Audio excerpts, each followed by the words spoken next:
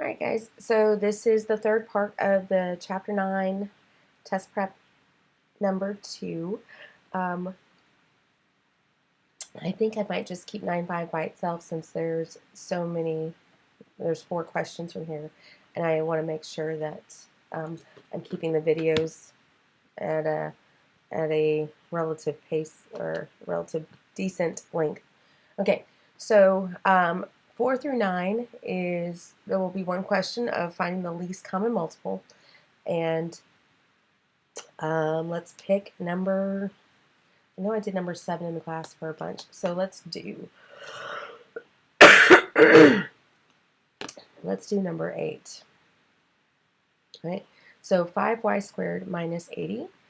Well, 5y squared minus 80. I'm going to write that out, and that is the same as 5 times y squared minus 16. Right. Y squared minus 16 is a difference of squares, so then that gives us 5 times the expression y minus 4, and then y plus 4. And then the second one we have is just y plus 4.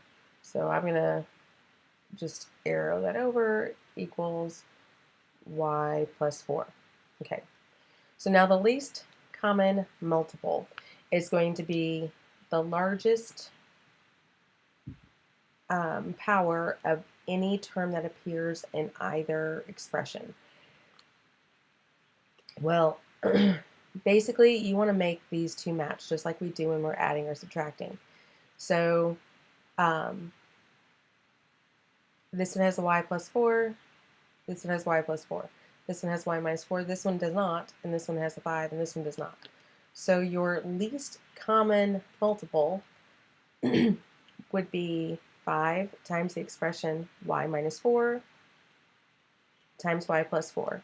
And the way to check is, can you put this first expression into the least common multiple? Can you divide this by this? Would you at least be able to get that into there? It's okay if you have leftovers, meaning leftover terms, but you have to at least be able to get this into this. And yes, because the 5, y minus 4, y plus 4. So that's good. All right, so now down here, will this y plus 4 go into the least common multiple? Is a factor of the least common multiple. So y plus 4 is right there, so it's good. So your least common multiple in this case is just 5 times y minus 4 times y plus 4. All right, 10 through 15, we have one question here, and this is finding the sum. Let's do number 14. Okay, so we have negative 3x, and that's over a difference of squares. So you have x minus 3, x plus 3, and then we have plus 4 over 2x minus 6 is the same as 2 times x minus 3. Right. Now, in order to add these, they have to have the same denominator. Well, they each have an x minus 3, so that's good. This first one, however, has x plus 3, and this one doesn't. Now, because I'm changing just this term, I'm going to multiply the denominator by x plus 3. And what I do to the bottom, I have to do to the top. And again, we're doing the bottom and top because we're only going to this one. We're not changing both. Right? Okay, so now those are the same, but then this one has a 2. So again, what I do to the bottom, I have to do to the top. Okay, so multiplying this, 2 times negative 3x is negative 6x, plus 4 times x is 4x, 4 times 3 is 12. And then that's all over 2 times x minus 3, x plus 3. All right, so negative 6 plus 4x is going to give us negative 2x. So then you have negative 2x plus 12 all over 2 times the expression x minus 3, x plus 3. And hey, what do you know? These both have a factor of 2. So let's factor that 2 out. And we have negative x plus 6 left. So then your 2's cancel out, and you are left with negative x plus 6 all over x minus 3, x plus 3, right? And I probably could have simplified this up here, but yeah, I wasn't paying attention to that. So, so now we have negative x plus 6 over x minus 3, x plus 3. All right, the difference. And so we have, let's see, let's go ahead and go down here. So you have 2x over factors of negative 2, that would give you a negative 1, would be negative 2 and positive 1. And then you you subtract factors of 2, that would give you negative 3, are going to give you x minus 2 and x minus 1. Right, so now looking at the denominator, they both have x minus 2, so that's good. This one has x plus 1, that one has x minus 1. So I'm going to have to multiply this by x plus 1. And what I do to the bottom, I have to do to the top, because I'm multiplying that by 1, and so that's not changing this term.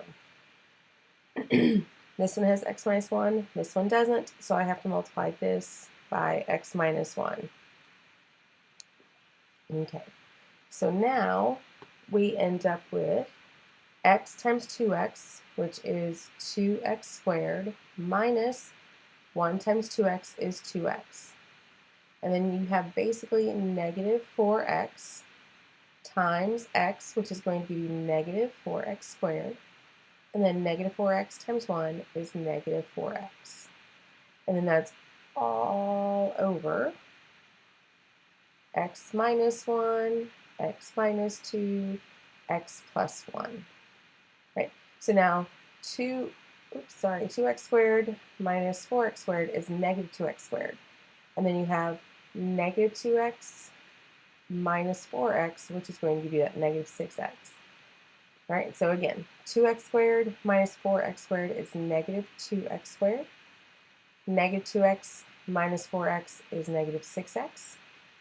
And then that's all over x minus 1, x minus 2, and then x plus 1. And that would be your final answer. Right, and then complex fractions. So let's go ahead and pick one. I don't know. That was really not that bad. We've done that one in class.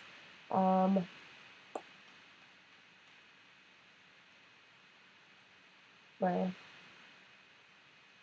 let's go ahead and do 27. All right, so you have 3 over 2 over x plus y. So that's going to become 3 divided by 2 over x plus y. All right, so the first term is okay. It's good. There's nothing else left to do. The second term, however, we need to simplify this and write this as one unit. Well, currently this is the same as y over 1, but we need the denominators to match.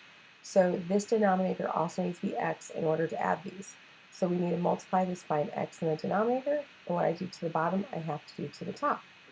So then we have 3 divided by, this is going to be 2 plus xy all over x. So 2 plus xy all over x. And now you're going to leave it, change it, and then flip it. Plus x over. Right, and that's the same as 3 over 1. So now multiplying it across, you have 3 times x, which is 3x. And then in the denominator, you have 2 plus xy or xy plus 2. Either one would be sufficient. Okay, so that's it for 9.4. I'm going to stop that, and then, I'm sorry, 9.5, and then I will put 9.6 on a separate one.